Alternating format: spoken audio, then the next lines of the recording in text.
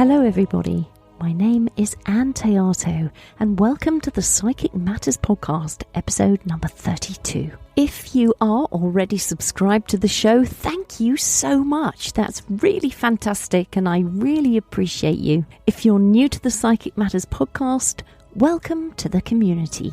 Do make sure you subscribe to the show because I am here not only to teach you proven techniques for spiritual and psychic development from the comfort of your own home, but I'm also here to investigate the teachings of experts across the globe to bring you their wisdom, their advice, and their spiritual wealth. My guest this week is one of the world's foremost authorities on the modern interpretation of the tarot. So make yourself a hot drink, settle back in your chair and tuck that blanket just a little closer around you. I really hope you enjoy this episode, and if you do, please consider leaving an honest written review on iTunes or Stitcher. I'd be so very grateful to you, and they really do help the podcast to move up the podcast charts. So, if you're ready, let's begin. I have a hugely talented and incredibly creative guest with me today in the Psychic Matters studio. I mean, where do I start? This lady is an author of over 41 different books.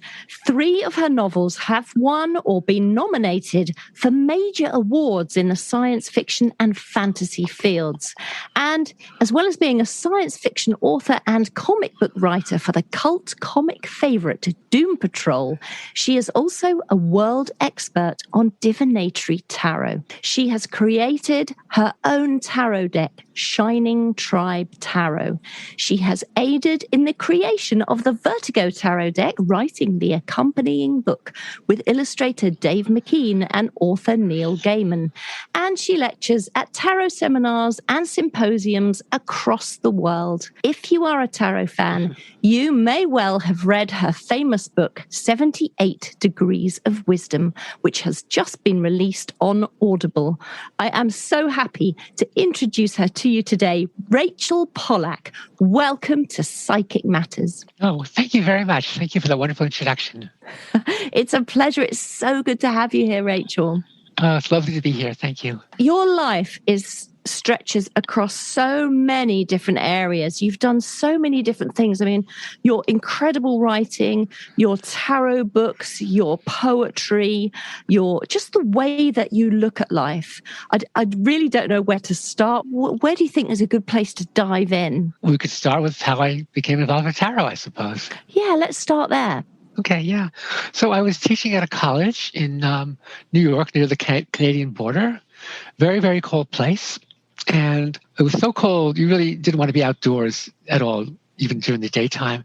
And one of the other teachers didn't have a car. And, it was just a 10-minute walk. She didn't want to have to walk. So she said she would read my tarot cards if I would give her a ride home. So I didn't know much about tarot. I knew it appeared in some of the literary things I had studied, in particular The Wasteland by T.S. Eliot, one of the great poems of the 20th century, and a little bit otherwise, not much. And she read my cards, and I was so struck by the cards, not by the reading. I don't remember anything of the reading. I just remember how wonderful the cards were. And it was the rider deck, so there were scenes in every card. And the one I remember was the Six of Swords, a famous picture of what looks to me always like a woman and a child in a boat, and the boat's being pushed through the water by a man standing up with his back to us. It's a punt that, so the water must be very shallow, like a shallow river. And so, but who is he? Who is the woman? Who are these people? And why are they carrying these swords in the boat? Where are they taking them? So it was just full of mystery. And actually, to me, it, oddly enough, was like a comic book, but not a single sequential story. But each frame, each card was like a frame in a different story that you could weave together into a story. And that was the other thing I just loved so much about it, that it was not fixed. This is the thing that I kept back to all the time with tarot.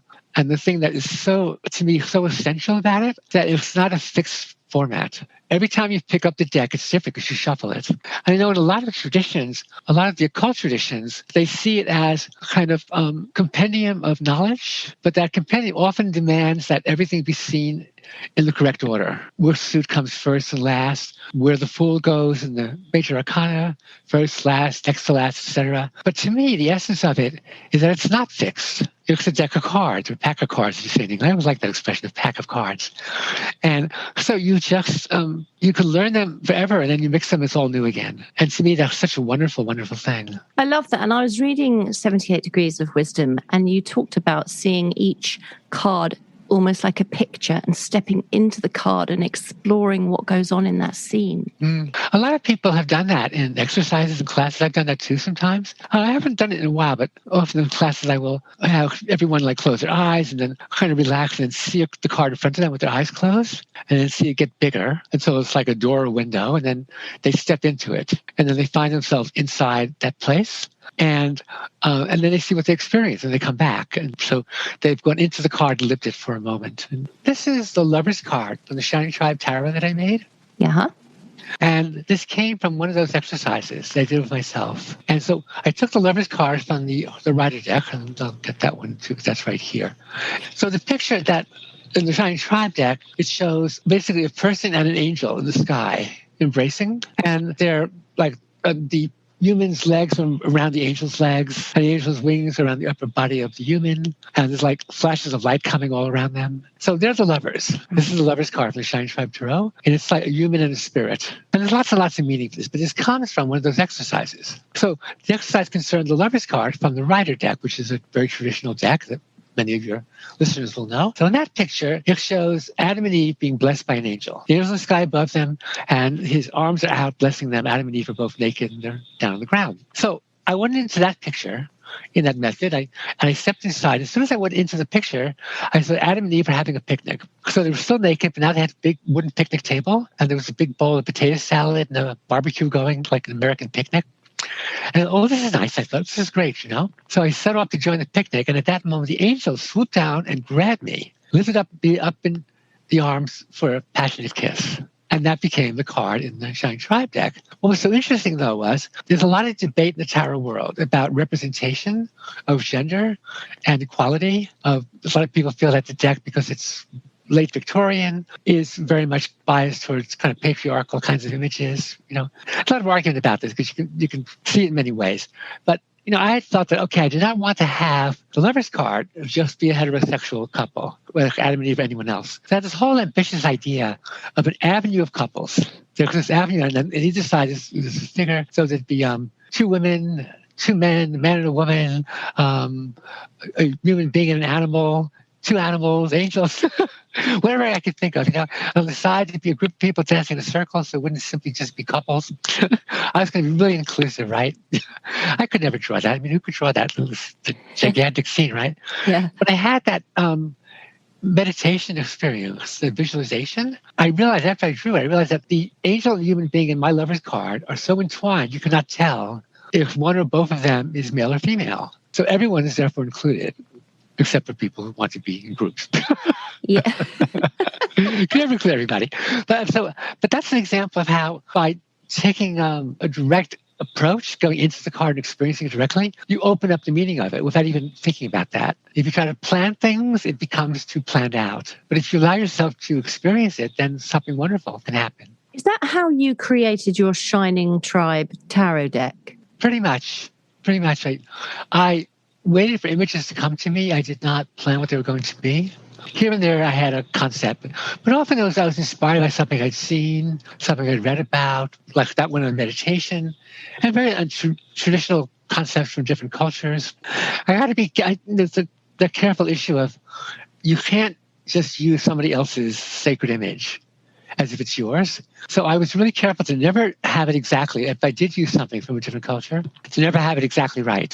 You know, often it's quite fanciful, but if I did anything that was really directly inspired, I'd be careful to get something different. So I was not actually copying it, and always, of course, to give tribute to where it came from, and also to be very clear to say that I don't believe I am representing that culture in any way, because I'm not allowed to do that. But I am allowed, I think, to be inspired by things around the world that are exciting and thrilling. And so just going back then to your early experiences with tarot, when you said you first had that reading that you can't remember, but you were very inspired by the imagery on the pack. How did you take it forward? So you just had that experience, and then what did you do from there? Well, the first step was to get a deck, which at that time was very difficult. It's hard to imagine now, which there are millions of tarot decks flooding the world. You could go online now and you can find hundreds, if not thousands, of tarot decks for sale. It's phenomenal. It's wonderful. It's a great explosion of creativity. But back then, there was pretty much nothing. If you could find a little occult shop someplace, they would probably have maybe 2 or 3 different decks, and that was about it back then. So I had to look around. I didn't have any knowledge of that world. So I had to search around, and finally I found one. I think I found it in Montreal because I was up near Canada. And so I just had it, and then I began looking at it. I got a book, too. The books available then were by a woman named Eden Gray, who many of us now from that early period really revere. And I got to meet her at a tarot conference, which is such a great experience. It was in Chicago, and it was very early international experience, early 90s. And actually, it was a little later, it was late 90s. Anyway, and Eden was the guest of honor. She was 96 at the time. And it was so thrilling to meet her. It was really our hero for so many of us, When she was introduced, the whole audience just left our feet in a huge, gigantic ovation for her. Because so many of us who were old-timers knew that she was the person who introduced us. So I started with that, And the other thing I did immediately was to do readings for people. Later, I would learn that some teachers say, well, you mustn't do a reading until you've memorized all the meanings. And I would go, what? That's ridiculous. Yeah. Because my readings were so much freer because I'd put down the card, I'd look in the book, and then I would just see what I saw. So I started doing readings for people. And my great story about that is I discovered all my friends were having affairs. Isn't that funny? It's wild. I say it was a cold place, So what else was there to do in winter? but it was really quite a few, at least 3 or 4 people I discovered. And they did readings for people, helping them with situations. But then I also did not just use the meanings in the book. I worked around the pictures. And one very early thing I did, which is really significant for me, was I had a friend come over. He was a poet. And, I write fiction. So we were both connected to imaginative things, but also traditions. And so we just looked at the cards one by one and turned them over. And with each one, we talked about what we saw. And we started going beyond the picture and beyond the book description of what it meant and seeing different things. And that was a huge step for me to be able to realize that there were things in the picture that probably almost certainly were not intended. But sometimes they were. You never know, because Waite, the designer of this deck, was my original deck, and for many people was, it still is. He was very, very steeped in traditions, spiritual traditions, theological ones, Christian traditions. He was Catholic, esoteric, secret orders, and so on and so on. And Pamela Smith, the artist, was an intuitive, a brilliant artist, and a lot of her stuff just things that came to her. So who knows what was intentional, wasn't intentional, but some things really feel like they were not intentional, but they're there. The one I always remember, the one that really triggered something for me was the 10 of Pentacles in the Rider deck. So it shows there's an archway, there's a family in the archway, a man and a woman. The man's not looking at the woman's kind of looking away but holding on to his arm. And then the little child is not looking at either of them, holding on to his mother's skirt because he's frightened. And then there's outside the archway, there's an old man. He's got white hair. He's wearing a kind of robe of many colors, I like to call it. And he's very mysterious looking. And he's just outside the family archway. And the only ones who see him are the 2 dogs. None of the people notice he's there. And so at first it just struck me as very magical. But then I thought of Odysseus in the Odyssey. So when he comes home, he's disguised as an old beggar. And only his dog recognizes him. So this is a big step. So then I saw that card as a moment in the Odyssey, which I'm guessing was not the intention. Yes. I don't know what Waite and Smith meant by that old man. Yeah, who he was, but he's a wonderfully magical figure. So that was a step to me towards getting into the pictures in a way that was very much my own, but also very connected to what's on the card. Not something I'm taking from outside and pushing it on the card, but the card leads me to think of this other thing. Yeah, it's a beautiful way to work. And I know you said that your cards are your source of wisdom and understanding. Mm-hmm. Can you say more about that? Well, they lead you to, if you give yourself to them, they will open things up for you. Like that, vision of the lovers. Yeah. And then the realization that it transcends the issue of, male and female or different groups because you can't see exactly which the human and the angel are. So there's things like that. It just opens things up to you. And also it just leads to awareness of traditional ideas and concepts because you start to learn about them. And you learn about things like Kabbalah, which is very entwined with tarot. I'm Jewish and I grew up in a fairly traditional but ordinary Jewish home, not ultra-Orthodox, anything like that. But, my parents were Orthodox in their outlook. Everything was kosher and things like that. I never heard the word Kabbalah, ever.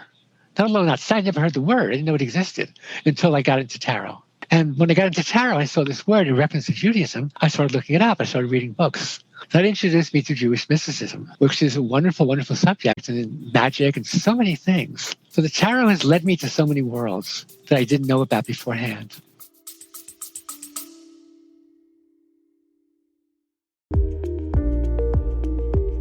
Eye-Opening Moments podcasts are real-life stories of adversity, encounters, and perspectives. They are moments that can lift your spirits, give you some food for thought, or move you. For the introspective mind that likes to reflect, discover, and find solutions or meaning in a complex life, listen to Eye-Opening Moments podcasts. Yeah, it's beautiful. And what about memorizing the meanings of cards? I know you've spoken about that. Do you think it is important to have some knowledge of the original meanings of the cards? But you can do that just by looking in a book and use that as you're taking off point, and not staying with that, not having that be the only meaning. Yes. So you start opening it up immediately. And, I have a good friend, and I respect him a lot, but he has a very different approach to me in teaching. And he once said that he will not allow his students to do any readings until they've memorized all 156 meanings of the cards, 78 upright and 78 reversed. They have to memorize all of them before they can do any readings. So to me, personally, that's backwards. Well, the way you get to know the meanings is by doing readings. That's right, because by the time you've learned all the meanings, you have to start again because you've forgotten the first ones you've learned. Yeah. But you learn by doing. Yes. So, if you're doing it, and you just pick things up. Like people will tell you something, oh, that's wonderful. So, for example, the Seven of Swords in the Rider deck, it shows this man kind of sneaking away from a tent. And he's holding 5 swords and 2 are left behind because he couldn't carry them all. And he's like tiptoeing away and looking back and smirking. So he's getting away with something, right? So there's apparently a modern meaning of that, which getting back to the subject of affairs, which means someone's having an affair. And so once you know something like that, it starts to come. And when it comes in a reading, it's because that person is in that situation. Yes. Obviously not every time, but it's been amazing how many times that cards come up and there was no discussion at all. And I would say to someone, one time, I love the story, one time I was doing a reading for this woman and all her questions were very mundane, managing her time in the day, balancing work with her family, budget, very ordinary kind of stuff. And that card came up, the Seven of Swords, in the near future, not now, but soon. And I thought, oh my God, her husband's going to have an affair. But no, it's not him, it's her. And so I said to her, are you thinking of having an affair? And she said, yes. And so so there you have it. So there's an idea about the card, a kind of official meaning, so to speak. And then you connect it to your own intuition, which is possible. No, not her husband, her. Yes. And there was no reason to think that, And yet, so that's how that works. And then because you had that experience, which is kind of unforgettable, that stays with you. You bring it to future readings. Yes. And then how would you, a lot of people ask how you might get the cards to talk to each other. So if you've got 3 in a row or one next to another, how do they relate to each other or talk to each other? Well, there's some wonderful ways. Robert Place is my partner in creating modern decks, and we've done other things together. So he's an artist. So for him, it's always a composition. He'll never read one card. He'll do 3 cards and say which direction they're looking at. They're looking at each other, looking away from each other. Is there a sense of past, present, future? For me, it's like, is there a center and 2 sides to it? So they start talking to each other. But sometimes you have readings which have 3 positions, but those positions are connected, like past, present, future, for example. So the past leads to the present, and the present leads to the future, and the future is pulling you towards it from the past. So that's the ways in which they start connecting to each other in a kind of concept of a reading.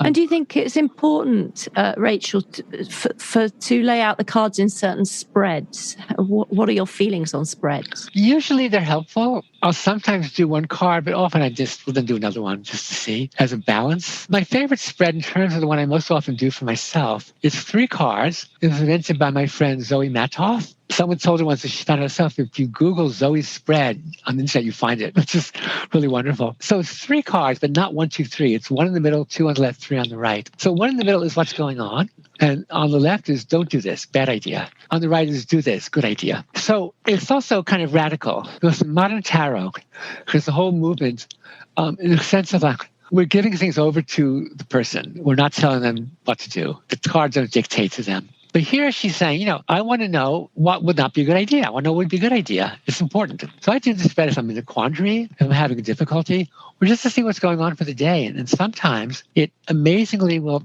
it will show me something I don't understand at all. I have no idea what it refers to. And then later on that day, all of a sudden something happens. Oh my God, that's that spread. And then I know what to do, how to not get in trouble. It sounds like something people might like to try at home. So, yeah, absolutely. Yeah. So it's 1 card in the middle, and that represents you, does it? The card in the middle? It represents the issue for you. The issue for you. Whatever's going on, the thing you have to pay attention to. Okay, so we lay out that. It can be you, but it also could be a situation. Okay, great. You or your situation or what's going on. So that's the center card. And then you lay 3 cards to the left of that. No, just 1 on the left, 1 on the right. That's it. Excuse me. So 1 on the left and 1 on the right. I see. And the one on the left is, don't do this, bad idea. Okay. The one on the right is, do this. This is what you need to do. This is good. Okay.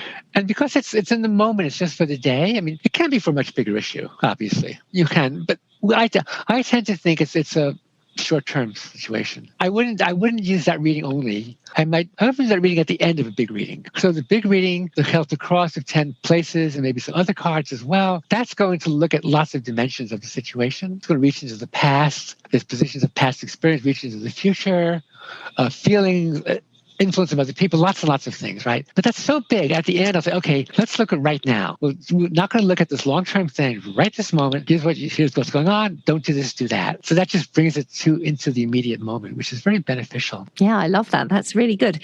And what are your feelings, Rachel, on reversals? I always used to do them because that's what I learned. And I've since learned kind of the history of it. Actually, before you go into that, maybe we ought to explain, because some people may not know what a reversed tarot card is. I apologize. Right. Okay. So let's say the card of the Fool. The card is someone standing on the edge of a cliff, kind of dancing attitude, looking very free and happy. If it's reversed, if the card comes out, so it's just literally upside down. The picture is upside down on the table. That's all it means, it's reversed.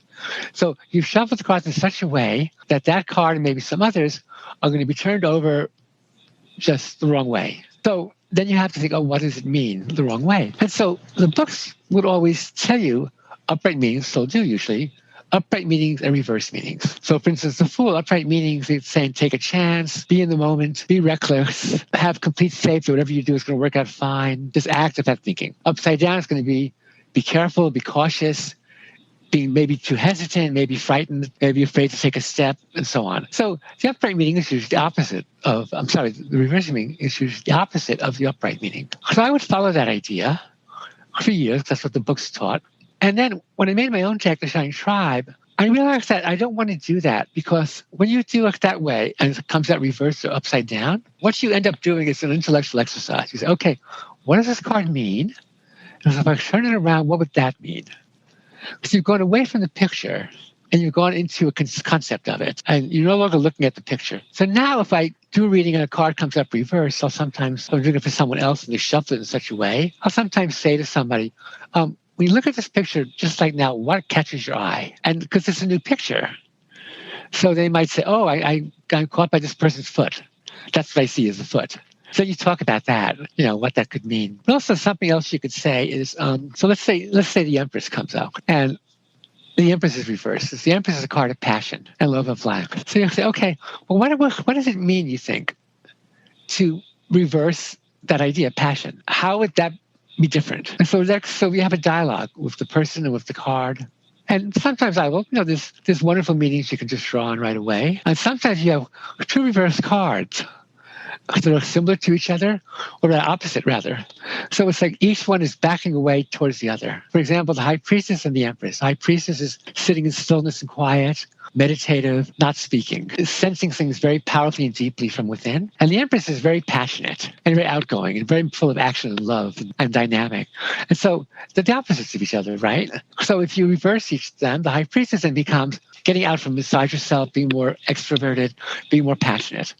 The empress becomes pulling away from passion, becoming more intellectual, more conscious, more aware of things, holding back. So it's like they're edging towards each other. So it's like the person can't do either one straightforward. Okay, I'm going to be the empress, or I'm going to be the empress. Instead, they have to keep backing away from one to the other.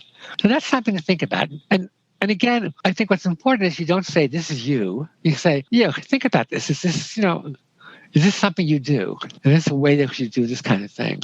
And do you have a favorite card that you love when it comes up in a reading? I think we all have favorites, but then we also find other cards become very wonderful in certain contexts. Like many people, I love the Fool because it's so free. I love the Star card because it's very open and healing. And also for me, I relate a lot of the cards to mythological beings. So the Star card is Persephone returning from the land of the dead, returning to the land of the living. There's all kinds of reasons for that, which I won't go into. But so that becomes a very meaningful thing for me also. Plus, it's my birth card. If you add up the numbers of your birth date, you get a number. So my number adds up, becomes 17. So my birth card is 17, which is the star. So the star for that reason also. All kinds of things bring a favorite card. But often it's experience too, the things you've had. And one of the great things about reading tarot cards is to build on your readings for future readings. So you may discover something new in reading, but then that stays with you for future readings. So one time, Mary K. Greer and I would teach together every year. This was a long time ago now. We were teaching, and our theme for the week was soul making. That's a term from psychologist James Hillman. I thought, well, let's ask the tarot about the soul. So I said, what is the soul? I was using my deck, and I got the Ace of Birds. Birds are like swords, but instead of violence, they're music and beauty. So I got the Ace of Birds. And the Ace of Birds is an owl. The owl is staring at us. It's like looking directly at it. It's built the entire card, and it's looking at us very intently. So that gave a new meaning that the Ace of Birds is the soul. When that card comes up now, it's an image of the soul. So it's saying your soul is being invoked in that reading. And that becomes powerful you take to other readings. That's absolutely beautiful. And I know you mentioned Mary Greer there, and I know the two of you, tarot divas of the world, as you are, have taught together at Omega for 40 years. It's a little over 30. It's 30 years, yeah. This is very fun. So last summer, which was, it was 2 summers ago. It was last summer we couldn't go there. So it was 2019. And it happened to be our 30th anniversary. And it was also in July. And so it was the 50th anniversary of the moonwalk. So I got up in front of the class to introduce the weekend. There were 5 of us teaching. And I said, this is a very special occasion. I said, 30 years ago this week, Mary Greer and I taught our first tarot class here at Omega. So it's a very special anniversary. And people applauded. And I said, and 50 years ago, 2 guys played golf on the moon. I said 2 white guys played golf on the moon. That was fun. It took a lot of people to get it, that it was the moonwalk. That's really good. Tarot conferences. I know that you have taught and you lecture at tarot conferences and tarot symposiums. Can you explain what they are? What happens at a tarot conference or a tarot symposium? Well, one thing that's really wonderful is a sort of gathering of the tribes, because some of them come from all over the world. When we have our Omega class, we get people from quite a few different countries. Australia, New Zealand, China, Japan, Korea, and places in Europe, places closer to home. And also there's an event called the Reader Studio, and hopefully that will be happening again. I don't know if it will because the pandemic again. And that they always get people. They actually have they ask how many countries people come from. It's really quite wonderful. So there's that. And you see old friends who you generally only see at these conferences. So it's a wonderful gathering of people, and people who've known each other for a long time.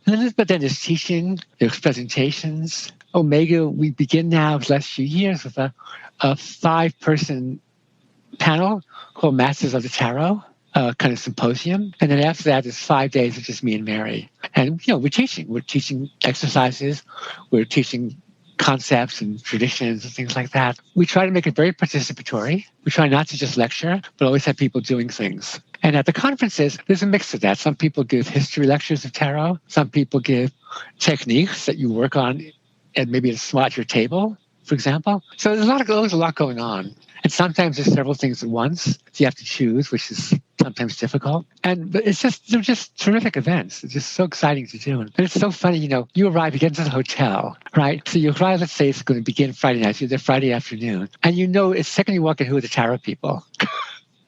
The non-tarot people are dressed in business suits and proper clothing. The tarot people are just looking wild and wild and free. Yeah, wild and free. It's glorious, Well, in some of these events, the Regency always has a banquet on Saturday night in which they invite people to dress up as tarot cards. And so people come and all kinds of fun things, but there's always 2 or 3 professional performers. And this one guy, he's so great, And he came in with huge wings, and there's this golden crown, and this gossamer trailing behind him. Phenomenal, And he was he gets on stage and he says, "Some of you might know this, but I'm a drag queen." And go, "Really? No. Who would have guessed?" He was delightful. He was so cute, But also people just, whatever they can do, it's just so much fun, Gosh, it sounds incredible. I'd love to see that. There's banquets. It's a really great event. There's gatherings at breakfast and lunch. Beautiful, really beautiful. And I don't know if I'm not allowed to mention this, but a little bird told me, Rachel, that you were commissioned to do the tarot deck for Buffy the Vampire Slayer, the TV show. Yes, I know. It didn't happen. It was so great. So a group of us were working on it. I suggested scenes from the show and themes, and other people had ideas of what scenes they wanted to have in cards, And some of the cards were so perfect, the 4 Swords card, the Rider deck, shows this figure. Some people say it's a person, but Wade says it's a sarcophagus, a carving, but it's a knight lying on a kind of stone box. And so it's the exact image of Spike, Buffy's, enemy, sometimes lover, when he's resting on his coffin in the daytime. Something was just perfect. And it was wonderful. The artist did this great work. At the very last moment, there was a contractual problem that no one really had anticipated, and it couldn't happen. We just couldn't do it. So it was really sad. But that was 2 years of hard work. Yeah, it was a lot of work. Yeah, I don't know if it was that much, but it was quite a lot of work. Yeah. Oh my goodness. Was everybody devastated? We were all very disappointed. What can you do? But we had accepted, but it was disappointing because it would have been so beautiful. Yeah, it would have been beautiful. And talking about beautiful, the same little bird also told me that you create stunning pieces of jewelry.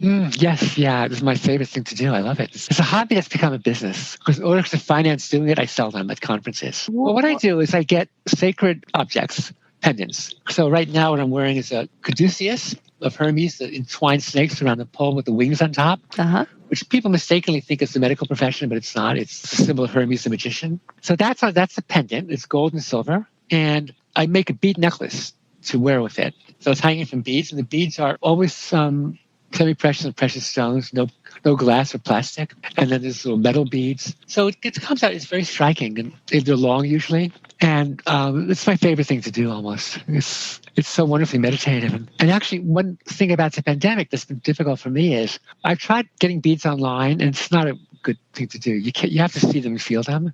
And so I can't get to the bead stores in New York City because it's just not safe to do that. Yeah, of course. You can't go out, can you? You can go out, but you can't go to a big city like that. Yeah, you can't go purchasing. On public transportation, But you're so, with your tarot decks that you've created, your jewelry that you're making, and the incredible amount of books that you've written, you are just such a creative source. Where do you think that comes from? Well, it's my life. It's what I do, what I love. One of the side effects, unfortunately, is you can't sleep very well. The mind starts racing on to the next thing. Yeah. Then I have these ideas that I probably will never get to do because there's so many other things. Yeah. So I'm 75 and I'm still very active, happily. Obviously, I'm not going to have another 15 or 20 years to be doing more things. And yet I certainly have probably 15 or 20 years worth of ideas I'd like to do. And ideas generate ideas, of course. Yeah, ideas generate ideas, exactly. Yeah. And what about writing? Are you writing anything at the moment? Oh, yes, several things. Too many things, it seems like. Because again, it's hard to turn away things. My main project, which I'd hold them on, finish up some other things, is a book called And on the Way I Told a Tale. And the subtitle is My Life in Tarot Storytelling and Magic. So it's kind of a memoir autobiography, very based on tarot and magic and the meaning of stories. So I'm very excited about that. And then lately I've been doing the books, these introductions for different decks. I've done several recently. I really like doing that. And so there's a couple coming up that people want me to do that. So that's coming up. I'm doing some work in comics, which I love doing. And that's a lot of fun. I'm in the middle of one of those things. And there's other projects I want to do. I'd like to take some of my old stories and do like special editions of them, illustrated and beautifully produced, to see if you'd be interested in that. Stunning. And you've got some beautiful books written up on your website, because I was reading your lovely story, The Fool, the Stick, and the Princess. Yeah, that was a great thing to do. I forget how that started. I forget if it came up as an idea I had during a class, or it was somebody saying that, they wanted to do some fairy tales. Since I have a fairy tale, I came up with that. But basically, it's based on the Fool card in the tarot. The idea of, in fairy tales, the fool is often the hero, in the sense of like, the three brothers. The two are clever, and the youngest one is a fool, and everyone thinks he's hopeless, and of course he saves the day and everything. That's what that story's about, and it's just inspired by the Fool card. And you've used elements from the tarot within that, haven't you? It's like a fairy tale. It's it's all about the images from the cards. Yeah, and it's beautiful. I just think it's very inspiring if people are listening and they want to go and have a look, because it's just very freeing the way that you've written it, and it just gives you a way of writing through imagery. It's beautiful. Yeah. And I will do stories in which I have no preconceived idea, and I put out some tarot cards and see what story they suggest. And in fact, Christine Matthews, I don't know if you know her work, or you should interview her sometime. She's an amazing person. And she and I edited a book called Tarot Tales, and we invited a bunch of tarot readers and writers to make up stories based upon tarot cards. And some of them did it the way we wanted, which is have no idea ahead of time. But some of them had the idea and they fit the tarot cards into it, which is also good. Or they had a tarot card reader be the hero of the story. Yeah. But all the stories are one way or another connected to tarot cards. But I think just the way you look at the world, you're creating stories all the time. Like you say, your mind doesn't rest. And I don't know if you can just, maybe one of the last things you can say is, how can people express their own creativity within? Because some people think, I can't write, I have to write. I've been told off at school for my writing, or I can't write because I don't know enough language, or I don't have enough of a lexicon. Yeah. How could people just write? Have you got... Well, you have to just start doing it. As long as you tell yourself, I can't do this, you'll never do it. Where can they get their inspiration from? From things they read that they love, that inspire them, from things they see, life experiences. They can think of something that happened to them or a family member, maybe some famous family story. That is an amazing story, that someone who traveled to another country and something happened. There's all kinds of things that will give you inspiration for what you want to write about. I have a theory that you could walk down any street, pick any person at random, and just start asking them about their life and the lives of their family and friends. And you will hear the most incredible stories, things that are mind-boggling, things that are just staggering. And so if you look at that, there's always stuff you want to do. But also, if you love fairy tales, if that's your favorite kind of stories, then just start thinking of one. The tarot can help you. Yeah. That's lovely. You pick a card at random, that's 6 of swords. Yeah. There are people in a boat. How'd they get in that boat? Where are they going? Yes. What's the island they're traveling to? So there's just many ways you can enter it. And just don't worry about whether it's good enough. Just start doing it, because nobody's good enough when they first start. You have to learn. You have to teach yourself things. I remember my first novel that I finished, it never got published, and I felt I had to do it to learn what not to do. I really, I could have read a book that told me this thing, but it didn't sink in. And so that was my learning, that was my practice. And then after that, things got better.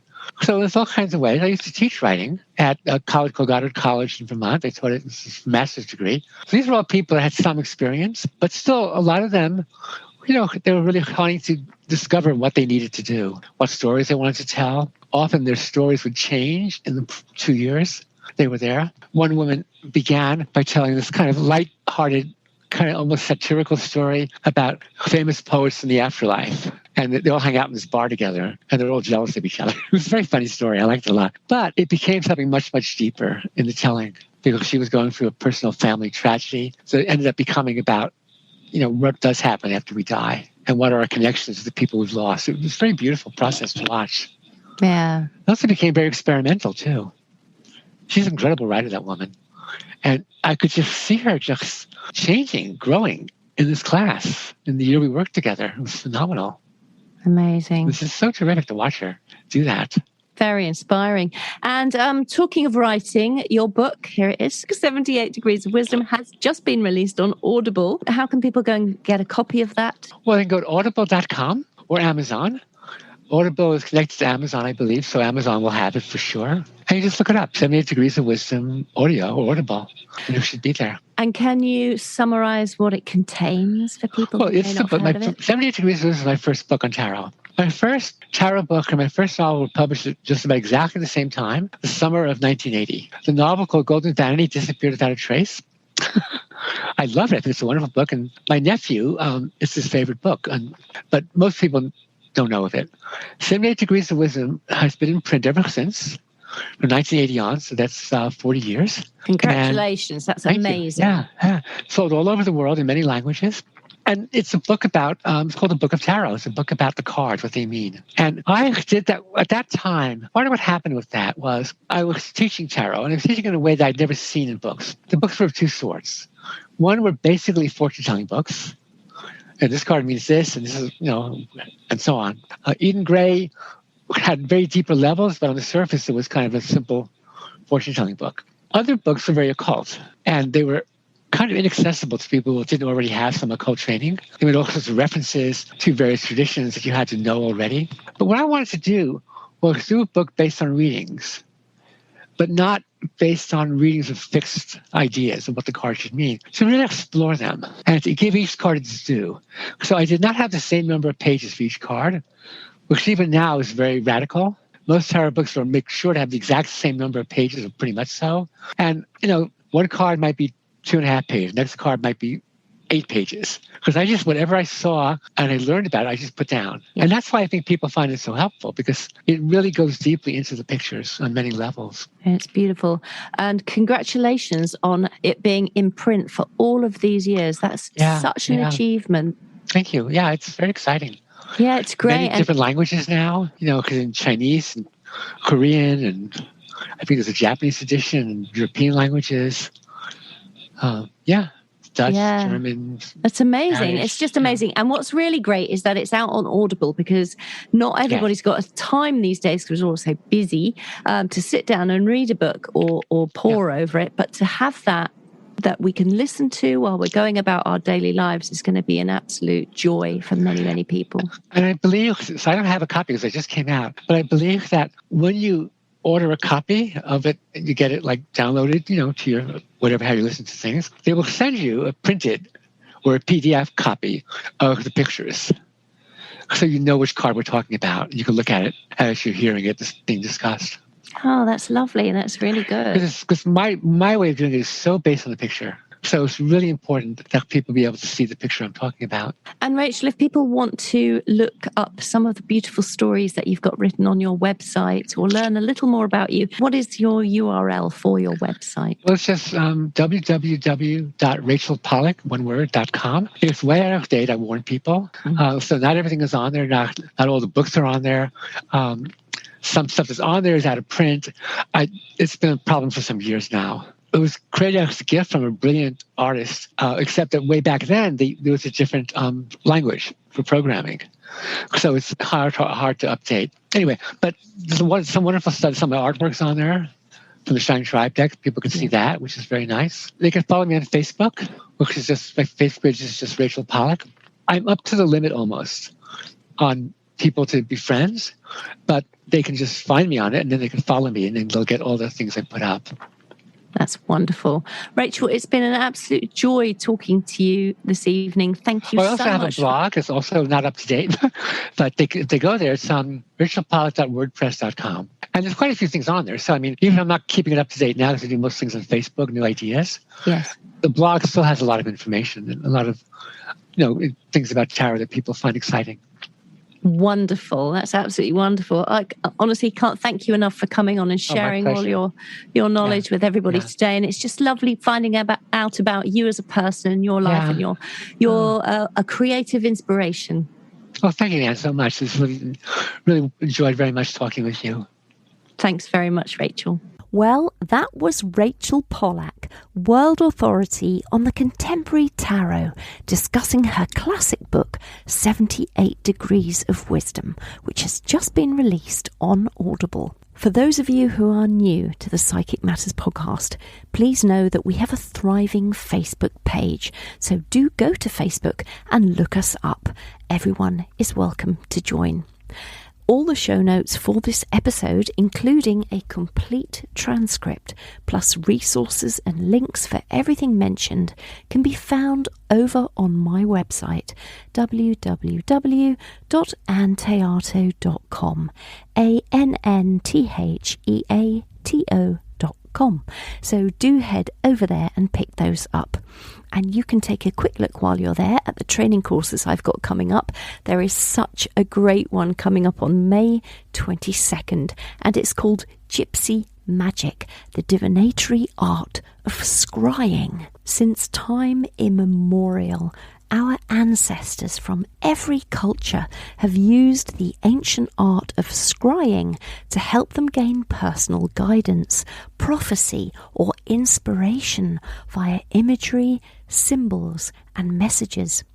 Scrying is a type of divination which involves gazing at either a surface or a candle flame, sometimes smoke or clouds or any surface or object, in order to go beyond the physical eyes and allow us to receive visions and information using our intuition. During this workshop, I will teach you how to quieten your mind, connect to your life force energy, and use it to assist you in the fascinating art of crystal gazing.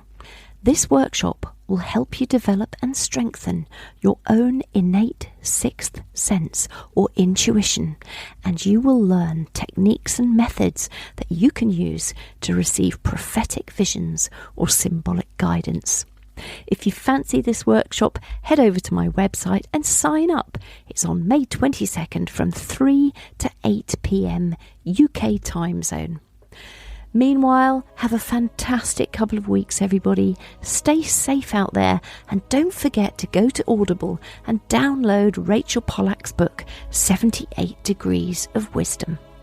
Until next time, my name is Ann Théato, and thank you for listening to Psychic Matters.